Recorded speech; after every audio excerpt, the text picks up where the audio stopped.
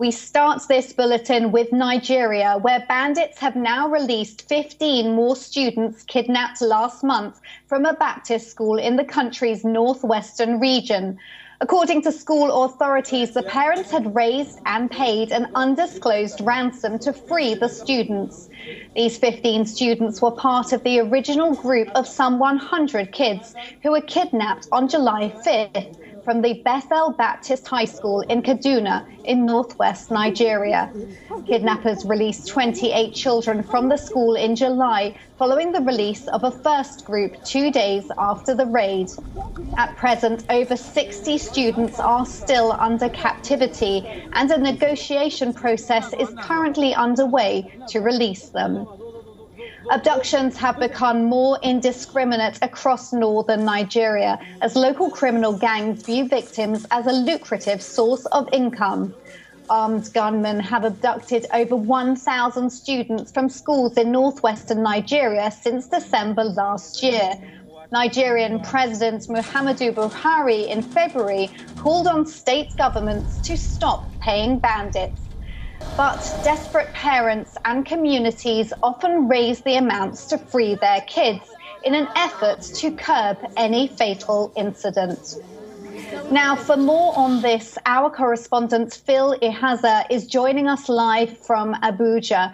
Phil, what is the situation on the ground? Reports say that 60 students are still under captivity.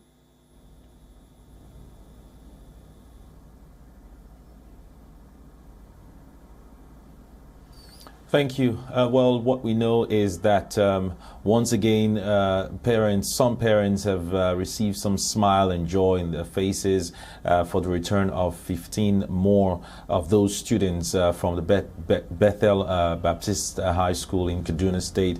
The fact that they've been released nearly 2 months after being in captivity has brought joy. So that's about the mood at the moment in Kaduna State. They are going through medical checks, psychological checks to make sure that they're okay before they're reunited to their families, and also taking stock of what they went through so that it could help security operatives in their search for the remaining students.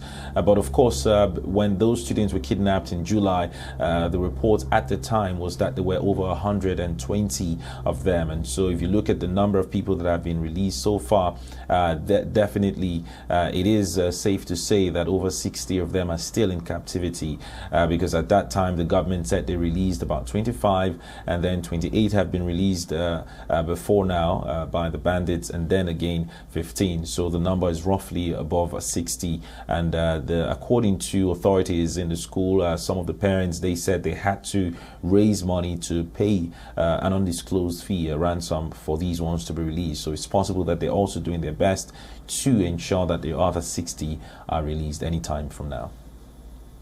And since December, there have been nearly a dozen incidents of kidnapping from northwest Nigeria. Authorities have attributed these abductions to armed bandits seeking ransom payments. Why has there been a spate of abductions?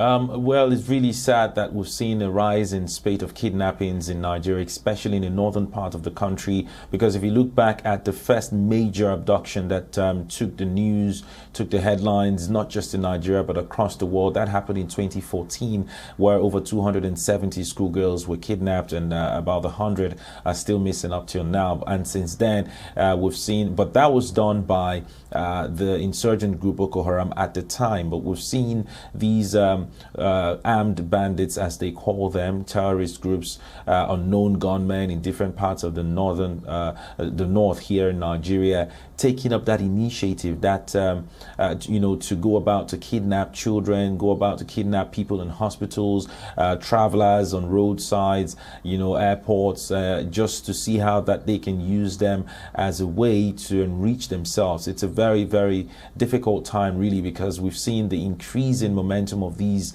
unknown gunmen since December. Like you rightly said, over 1,000 have been kidnapped.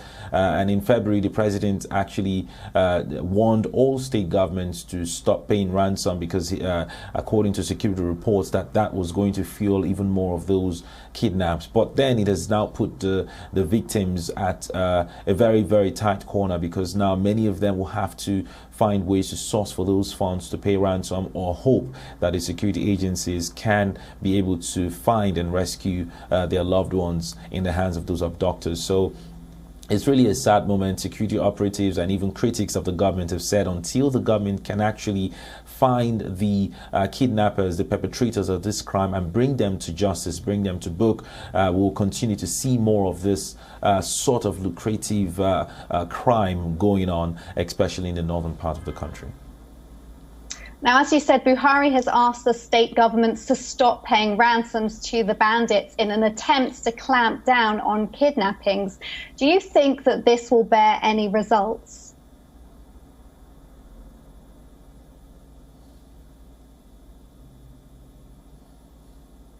Well, the truth is, if you listen to the Kaduna State Governor, Governor El-Rufai, just a few days ago, talking about these kidnapped students that were released, he also made a statement that they've actually studied to, the state of things, because Kaduna State, after some time, after the governor decided that he was not going to pay any ransom, after a while, we saw more kidnappings in that state, and he says he is very aware that because of the position the state government took not to pay ransom, they've seen renewed attacks in the state to force the government to get back to paying ransom, because of course these kidnappers will demand more from the government. These other victims are, ordinary citizens. Many of them may not even have the wherewithal to pay the kind of ransom that the kidnappers are asking for. So indeed, even when the statement was given, or the directive was given to the state governments not to pay ransom, what security operatives are saying that on the other hand, the government should have ensured that, the security operatives from the military, police, and other sister agencies are, increasing or improving their intelligence gathering. They're combing the forest, those ungoverned areas where these kidnappers use as hideouts, to try to fish out these criminals and bring them to book, use them as a scapegoat to deter others from, engaging in such crime. But until that happens, you cannot just give out that directive. You have to always have an alternative plan. That's the position of a lot of security operatives, and we're hoping that the government is stepping up its efforts in that regard. And until then, like I said before, we may just continue to see people struggle with this kind of incidents of kidnappings until the government can rise up to the challenge. Thank you, Phil Ihaza, for your time and for your insights.